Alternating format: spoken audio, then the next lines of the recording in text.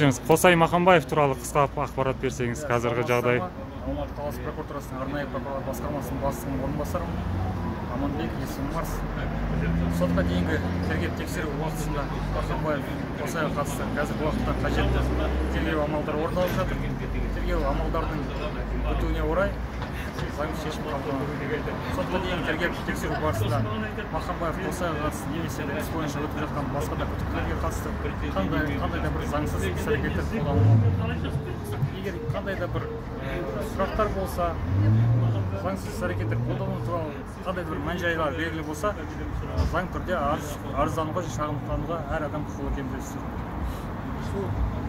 Қосай Махамбаев жайлы қаңтарда қатысқан жігіттің бірі бізге енді нақты уақытын айта аласыздар ма? Осы бір айдың ішінде шығады, әлде 2 айдың ішінде шығады, әлде осы жақында шығады дегендей ешқандай ақпарат жоқ. Нақты уақытын айта алмаймыз, себебі оның бәрі жүргізіп жатқан тергеу амалдарына байланысты, іс бойынша өткізіп жатқан сараптамаларға байланысты.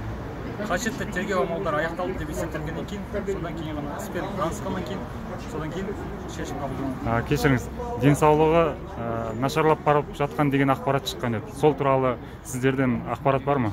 Жоқ, ақпарат жоқ. Ол талап жіберілген тергеу абақтысына қатысты күдіктілерге қатысты қандай да бір денсаулығына қатысты шағымдар болса, сол жерге арызданып, қажетті көмек ала алады. Қажет болған жағдайда сыртқа басқа медициналық мекемелерге апарып көрсетуге мүмкіндік бар. Кешіріңіз, заң жүзінде оны ұстауға қазір бірде-бір дәлел жоқ болып тұрған. Оның жалғыз мамасы, анасы бар, ол да денсаулығы операциядан кейін шыққан. Соның өзінде оны алып барып қазір қамауда ұстап тұр. Не үшін сондай жағдайларды?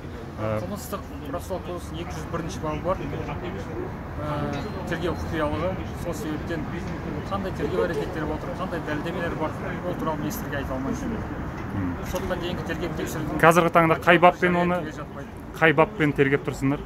278-ші бап, 2-ші бөлігі. 2-ші бөлігі. Рахмет сізге. Жаңа Қосай Махамбаевқа Абзал Дұспан адвокат болып жатыр деген рас па, көмектесші? Жоқ, ондай ақпарат мен сізге айта алмаймын.